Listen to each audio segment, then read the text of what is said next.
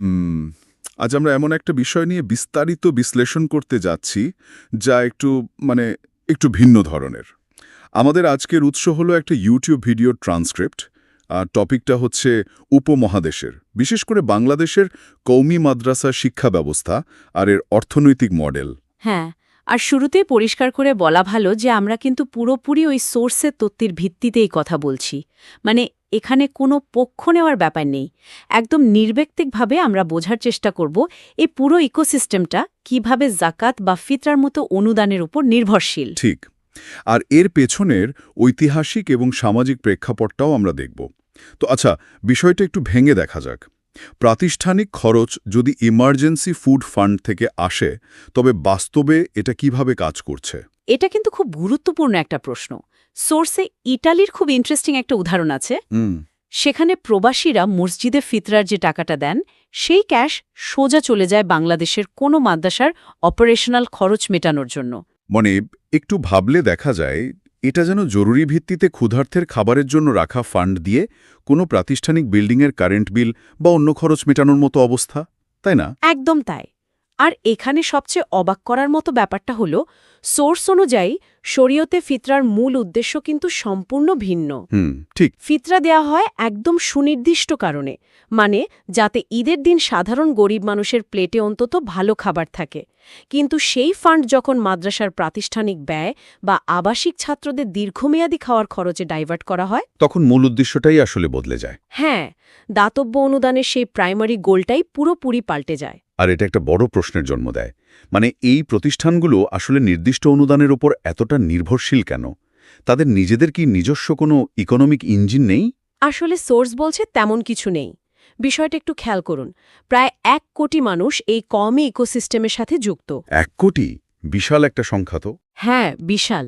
মেকানিজমটা হলো একজন ছাত্রকে ১৫ থেকে ২০ বছর ধরে ফ্রি বোর্ডিং আর খাবার দেওয়া হয়। কিন্তু জীবনের এত বড় একটা সময়ে তাদের কোনো ধরনের জাগতিক বা কারিগরি শিক্ষা দেওয়া হয় না। তার মানে এটা তো একটা চরম ইকোনমিক বটলনেক তৈরি করছে। নিশ্চিতভাবেই। সিলেবাসের ডিজাইনটাই এমন যে তা ছাত্রদের মূলধারার চাকরির বাজার থেকে পুরোপুরি আলাদা রাখে। ফলে পাশ করার পর তারা শুধু মসজিদ বা মাদ্রাসার চাকরির ওপরই নির্ভরশীল হয়ে পড়ে। একটা আবদ্ধ অর্থনীতিতে তারা আটকে পড়ে। ঠিক, যাই এই দীর্ঘমেয়াদী পরনির্ভরশীলতা নিশ্চিত করে। আমি আপনার পয়েন্টটা বুঝতে পারছি, কিন্তু এখানে একটু থামতে চাই। এই ব্যবস্থার তো একটা ঐতিহাসিক প্রয়োজন ছিল। মানে তারা তো আর কোনো কারণ ছাড়াই হঠাৎ করে জাগতিক শিক্ষা থেকে নিজেদের আলাদা করে নেয়নি, তাই না? খুব লজিক্যাল একটা পয়েন্ট ধরেছেন। এর জন্য আমাদের ঐতিহাসিক প্রেক্ষাপট, বিশেষ করে দেওবন্দ মডেলের শুরুর দিকে তাকাতে হবে। রাইট। ব্রিটিশ আমলের কথা বলছেন তো? হ্যাঁ, ব্রিটিশ আমলে যখন ধর্ম ও জাগতিক বিদ্যার মিশ্রণে তৈরি আগের শিক্ষা ব্যবস্থা ভেঙে দেওয়া হলো, তখন ইসলামী জ্ঞান আর টেক্সটগুলো রক্ষার জন্যই স্কলাররা এই মডেল শুরু করেন। নিজেদের ধর্মীয় জ্ঞান টিকিয়ে রাখতে তারা সচেতনভাবেই ধর্মনিরপেক্ষ শিক্ষাকে বয়কট করেছিলেন। মানে ওই সময় অন্তত জানাজা পড়ানোর মতো আলেম টিকিয়ে রাখার জন্য এই এক্সক্লুসিভ ধর্মশিক্ষার খুব দরকার ছিল। ঠিক তাই।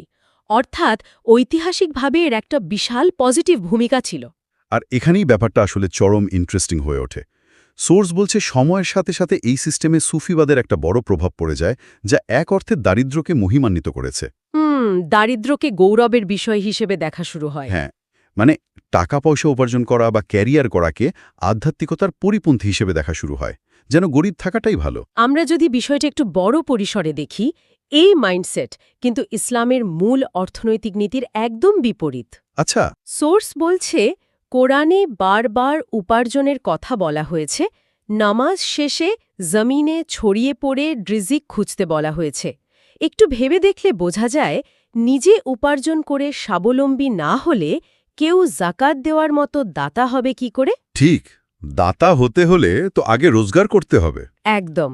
সোর্সে ইমাম আহমদ ইবনে হাম্বালের উদাহরণ দেওয়া হয়েছে, যিনি জ্ঞান অর্জনের জন্য পুরো বিশ্ব ভ্রমণ করেছিলেন।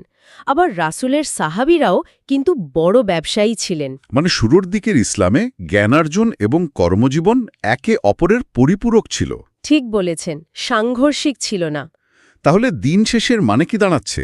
সোর্সের পুরো আলোচনা থেকে একটা পরিষ্কার বিষয় হলো কওমি মাদ্রাসার কারিগরি বা ভোকেশনাল শিক্ষা যুক্ত করা এখন সময়ের সবচেয়ে বড় দাবি। হ্যাঁ, বর্তমানে যেসব শিক্ষক মাত্র ৫-৭ হাজার টাকা বেতনে কাজ করছেন, তাদের যদি কারিগরি স্কিল থাকে তবে তারা স্বাবলম্বী হতে পারবেন, পরিবারকে সাপোর্ট দিতে পারবেন। আর সবচেয়ে বড় কথা, কোনো সরকারি হস্তক্ষেপ ছাড়াই মানে মাদ্রাসা কর্তৃপক্ষ নিজেরাই এই সংস্কার বা রিফর্ম করতে পারে। একদম ঠিক।